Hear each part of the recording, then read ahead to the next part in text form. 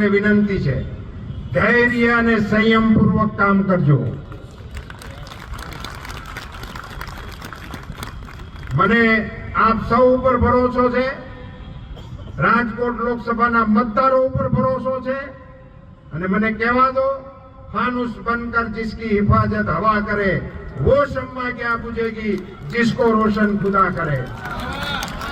आप सौनी वच्चे नागरिकोनी आवड़ी मोटी જનમેદનીની વચ્ચે એક કાર્યકર્તા તરીકે હું પણ તમારો સુખ દુઃખનો સાથી બનવા માટે આવ્યો છું. સંસદ મેં બહુ જોઈ છે, લોકસભા મેં જોઈ છે, રાજ્યસભા મેં જોઈ છે.